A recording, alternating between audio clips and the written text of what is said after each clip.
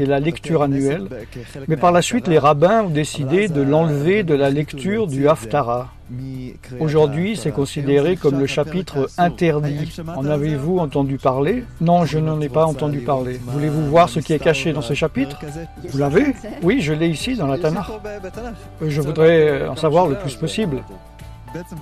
C'est pour cela que nous faisons cette émission, parce que la plupart des personnes juives n'ont jamais lu ce chapitre, puisqu'il n'est plus lu dans les synagogues.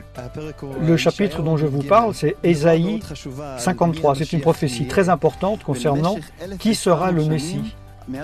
Pendant 1700 ans, après qu'Ésaïe l'ait écrit, tous les rabbins et les sages croyaient que ce chapitre parlait du Messie, ainsi que le Talmud, dans le Sanhedrin 98-98, Yalkut Shimoni, le Zohar, Rambam et les autres le croyaient.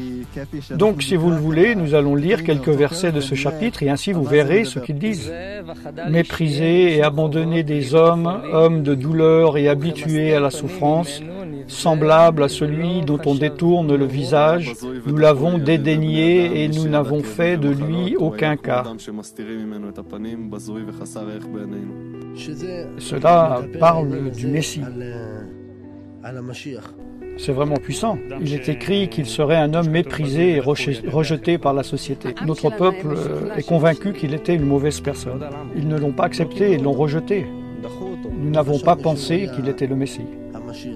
Cependant, ce sont nos souffrances qu'il a portées, c'est de nos douleurs qu'il s'est chargé et nous l'avons considéré comme puni, frappé de Dieu et humilié.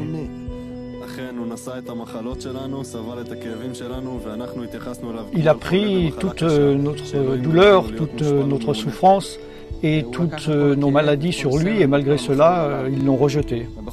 Il nous a fait du bien et en fait, nous lui avons repayé avec du mal. Il a souffert à cause de nous, à cause de nos transgressions que nous avons commises, il a souffert de cette douleur. Il s'est donné pour nous, a souffert pour nous, pris nos maladies et tous nos péchés sur lui. Il a été enlevé par l'angoisse et le châtiment, et parmi ceux de sa génération, qui a cru qu'il était retranché de la terre des vivants et frappé pour les péchés de mon peuple. On a mis son sépulcre parmi les méchants, son tombeau avec le riche. Au verset 12, il est dit « parce qu'il s'est livré lui-même à la mort ». Quel est le résultat final de sa souffrance? Il est mort. Il est mort. Il est mort avec les riches. C'est super, moi aussi je veux ça. Donc, en gros, ils l'ont tenu responsable pour des choses qu'il n'a pas commises et il a été puni pour cela. Intéressant. Il est mort, mais pas d'une mort honorable. Premièrement, avez-vous déjà entendu ces choses concernant le Messie, que toutes ces choses lui arriveraient? Non. Non. Non, pas ça, non. Cette description du Messie n'est pas seulement dans ces versets, mais aussi dans Zacharie, Daniel et dans d'autres endroits. Il faut aussi savoir que les anciens rabbins comprenaient que le Messie devait souffrir.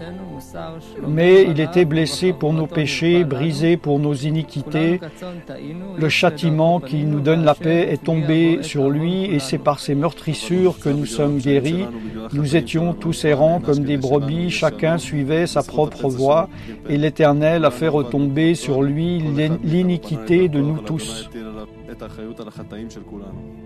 Oui, j'ai compris, selon ces versets, il absorbera nos maladies et notre mal et cela nous guérira. En gros, il sera une personne qui est punie. Il prendra sur lui toute... Il prend toute notre iniquité, toute notre souffrance et toutes les choses par lesquelles nous sommes passés. Il a tout pris sur lui. Tous les péchés que nous avons faits, cette punition lourde a été mise sur un seul homme. Chacun d'entre nous, nous devons nous demander, y a-t-il le péché dans ma vie? N'avez-vous jamais volé quelque chose, même une petite chose, ou avez-vous téléchargé quelque chose d'Internet qui ne vous appartenait pas, qui ne l'a pas fait? Par exemple, n'avez-vous jamais menti? Oui. Oui, bien sûr, tout le monde ment. Oui, moi aussi, je ne suis pas innocent concernant ce péché. N'avez-vous jamais convoité? Oui, c'est sûr, je suis un grand pécheur. Aussi, selon la Tanakh, toutes nos mauvaises pensées et attitudes, comme l'égoïsme, l'orgueil, etc., sont considérées comme le péché. Donc, si par exemple, si nous projetions toutes vos pensées sur un écran et toutes les personnes qui vous connaissent les verraient, ils verraient seulement de bonnes pensées ou également des mauvaises? Les deux, les deux. Premièrement, bien sûr que vous verriez des mauvaises pensées. Tout le monde, les plus justes, ont des mauvaises pensées. Il y a eu quelques pensées dont je me suis dit, si elles disparaissaient, ça serait bien. Dieu est totalement saint et pur et il ne peut pas être dans la présence du péché. Donc notre péché nous sépare de lui et nous en méritons les conséquences. Ézéchiel 18,4 dit que la conséquence que nous méritons est la mort. Et selon Daniel 12,2, la finalité est la séparation de Dieu pour toujours. Oh, je ne veux pas ça. Donc, en fin de compte, pensez-vous avoir besoin de pardon et d'expiation pour vos péchés ou pas? Oui, c'est sûr. Moi aussi, en fait, tout le monde en a besoin, il n'y a personne qui n'en a pas besoin. Mais il y a aussi de bonnes nouvelles, parce que Dieu n'est pas simplement un juge, il est aussi un Père qui nous aime.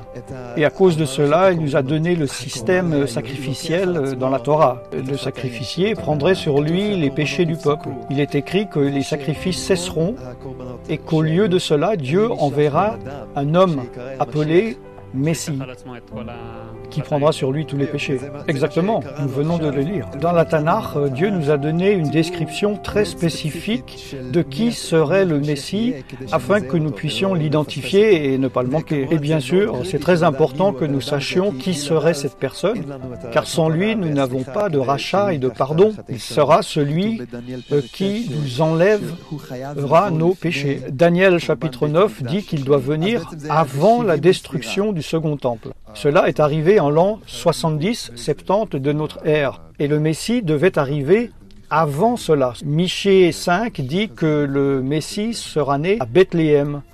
Et aussi dans Ésaïe 53 dit que notre peuple le rejettera au commencement et qu'il souffrirait et mourrait. Il est dit dans les versets suivants qu'après qu'il mourrait, il ressusciterait des morts. Il est aussi dit que beaucoup de gentils, de non-juifs, l'accepteraient et connaîtrait le Dieu d'Israël grâce à lui, selon Ésaïe 49. Alors maintenant, se basant sur ces descriptions de la Tanakh, y a-t-il selon vous quelqu'un dans l'histoire qui ait accompli ces choses? Non, je ne sais pas.